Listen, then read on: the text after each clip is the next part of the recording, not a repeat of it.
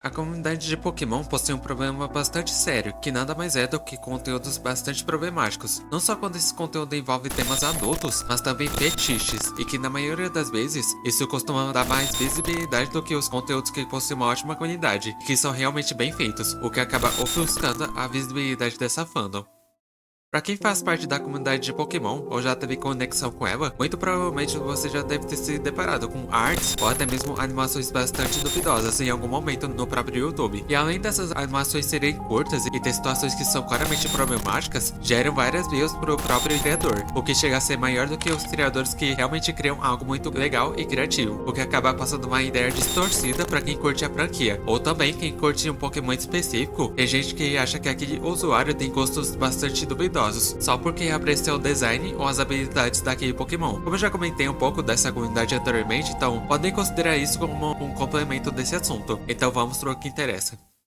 Como todo mundo sabe, que eu acredito que é óbvio, Pokémon é uma franquia bem famosa, onde o treinador parte em uma jornada para não só capturar os Pokémons que surgem na sua jornada, mas para desafiar os outros treinadores e obter insígnias para participar de torneios. E o mais importante, o treinador vai obtendo laços de amizade com esse Pokémon. Laços esses que, além de serem incortáveis, vão ser um fator fundamental para as batalhas. Até aí todo mundo já conhece a franquia, o que se tornou uma franquia bastante inspiradora para surgir projetos independentes. Mas de uns anos pra cá, a própria fandom de Pokémon tem passado por um problema bastante sério, que nada mais é do que conteúdos problemáticos. Como todo mundo sabe, existe uma regra que, além de ser bastante famosa, é uma das que até hoje é utilizada em qualquer coisa, seja filmes, séries, jogos e assim vai, que é a regra 34. Se existe uma coisa, com certeza vai existir uma versão pornográfica daquilo, ou seja, qualquer coisa vai ter uma versão mais 18, seja personagens, veículos ou até mesmo objetos. E com Pokémons, existem definições específicas para esse nicho, assim como a comunidade furry e os dos brownies possuem o seu também, que é a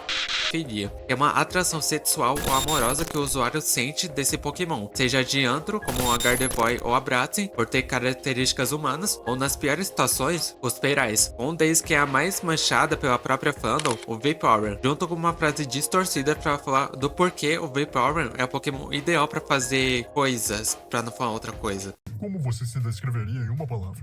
Vítima. Só que essa questão de Pokémons e humanos já foi abordada em alguns momentos bastante específicos na própria franquia, como na quarta geração, na biblioteca de Canavari, onde tem livros que contam sobre alguns contos, mas teve um específico que contribuiu para dar alguns gatilhos. Essa história é sobre quando existia uma época onde humanos e Pokémons costumavam se casar, que isso era considerado normal, já que Pokémons e humanos eram considerados iguais. Tem um pequeno detalhe nessa história, essa versão dessa história foi levemente alterada em outros países, indicando que essa história era focada na amizade e trabalho em equipe, mas na versão original a história é outra. Eu suponho que a Game Freak fez essa leve alteração para evitar possíveis escândalos com a franquia, o que me gera dúvida sobre como eles aprovaram isso, mesmo apenas no Japão. Mas como o Japão tem as suas bizarrices, então eu acho que não tem como esperar muita coisa de lá, né? Mas o gatilho maior foi quando surgiu aquelas histórias absurdas que acabaram vazando, como a história do Typhlosion, que ele é representado como um homem disfarçado e leva uma jovem para uma caverna, e eles começam a viver juntos por um bom tempo, e ela acaba tendo um filho híbrido desse Pokémon, e o pai dela acaba descobrindo tudo, e acaba finalizando com esse Pokémon, e no final, a garota é hostilizada pelos aldeões, e ela nunca mais é vista. Essa é só uma das piadas bem de boas que vazaram, mas de verdade, onde que os responsáveis por dentro da Game Freak acharam que era uma boa ideia criar histórias absurdas como essa? Será que essas histórias em algum momento iriam ser colocadas na franquia, ou que só escreveram apenas como uma brincadeira? E que vamos ser sinceros, que negócio bizarro, pra não falar outra coisa. Se já não fosse por alguns conteúdos bastante problemáticos que surgem na internet desses Pokémons, acaba surgindo essas atrocidades pra alimentar ainda mais esse nicho. Se já não fosse por alguns designs que são bastante duvidosos, como a própria Salazar, Mascarada e a Lopunny. Embora não tenha um design totalmente sugestivo, só a questão de ter características humanas e ter as curvas acaba alimentando esse nicho pra criar versões bem mais provocativas do apropriado. Aí fica aquela questão, esses esses desenhos que foram pensados assim, será que eles foram criados propositalmente ou que não foi intencional? Independentemente da resposta, só de ter momentos onde foi apresentado as histórias de relações entre humanos e pokémons, eu não duvidaria deles fazerem isso de propósito. E aproveitando essa questão, alguns animadores nesse nicho costumam produzir animações bastante problemáticas. O primeiro deles é o Park Horang. As animações deles são relativamente normais, porém, tem algumas que são um pouco duvidosas, ou até mesmo sugestivas, como o próprio Mascarada.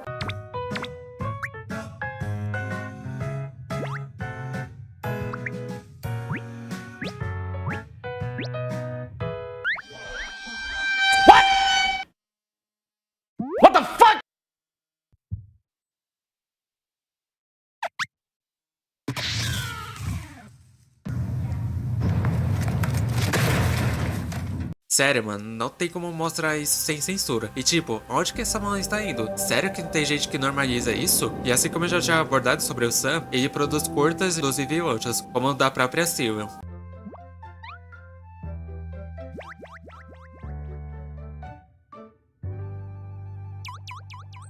Ok, essa posição é bem questionável.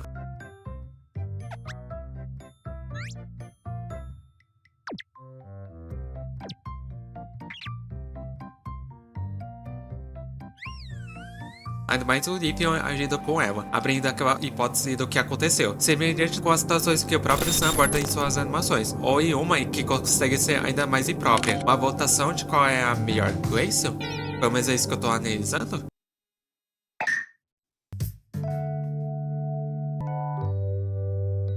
E depois surge uma outra com uma expressão estranha com um ovo, tipo, oi?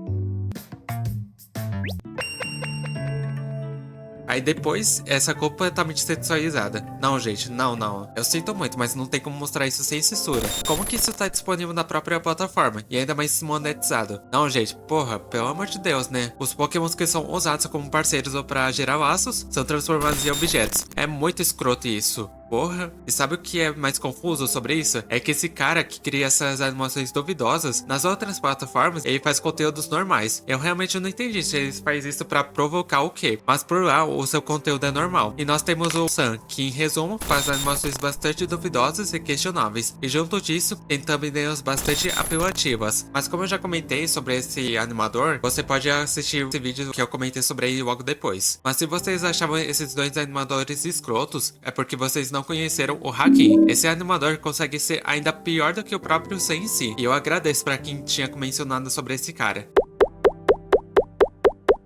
Anyways, apenas cheque um pouco do seu conteúdo.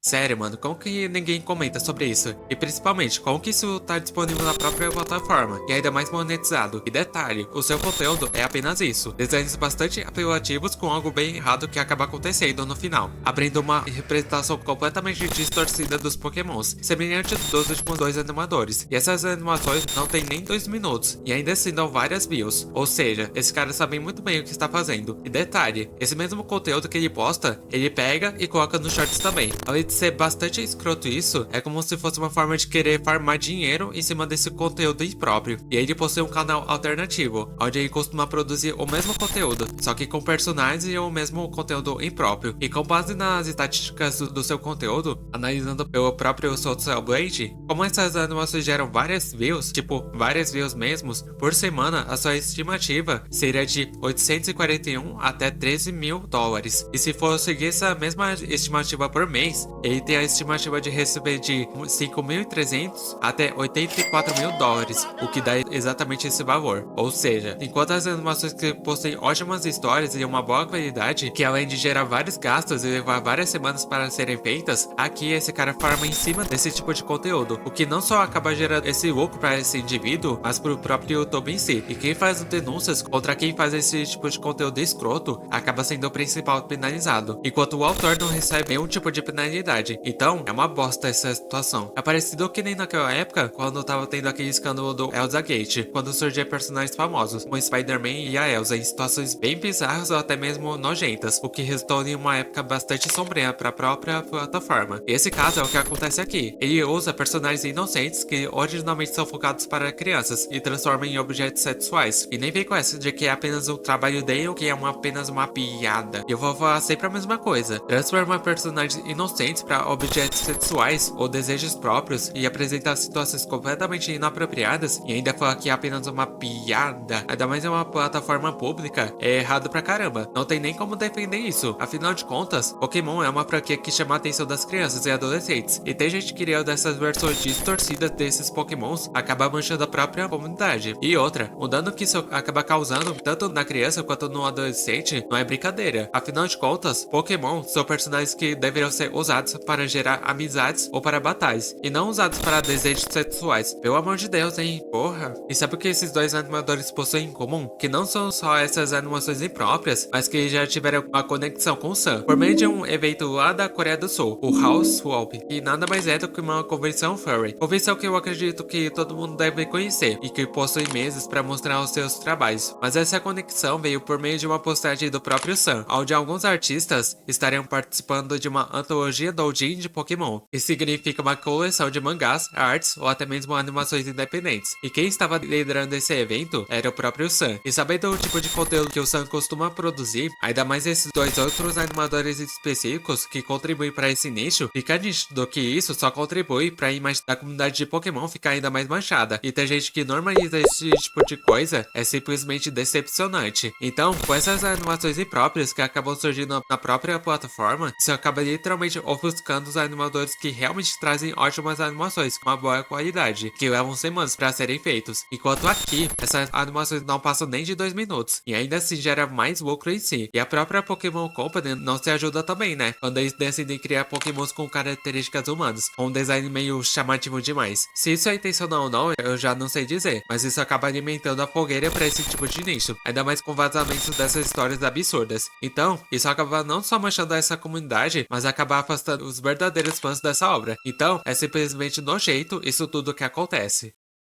Eu espero que tenha curtido esse vídeo. De verdade, ver que a comunidade de Pokémon é amaldiçoada por conta desse conteúdo problemático e pelo fato desse conteúdo dar mais grana do que as animações que são muito bem feitas e que levam semanas ou até meses para serem feitos, e ver esse tipo de conteúdo tendo toda essa visibilidade acaba criando a famosa marca negra na fandom. E não é por nada não, mas é nessas horas que o processo da Nintendo iria ser bom de acontecer, já que teve algumas situações específicas que isso já aconteceu. Mas de verdade, as coisas só vão começar a mudar se acabar acontecendo uma situação parecida do ADS Apocalipse, já que, né, quem deveria sofrer advertências por produzir conteúdos errados, o próprio criador que faz a denúncia é quem sofre advertências. Vai entender essa questão, né? Mas enfim, enquanto você, o que você acha a respeito de tudo isso? Como você enxerga a situação da fandom de Pokémon atualmente? Deixa sua perspectiva abaixo. Deu um certo trabalho para buscar as informações, então, se tiverem curtido esse tema, considere deixar o like e se inscreva no canal, assim você não perde as próximas novidades, beleza? Então, no mais é isso. Fiquem bem, se cuidem e até a próxima. Falou!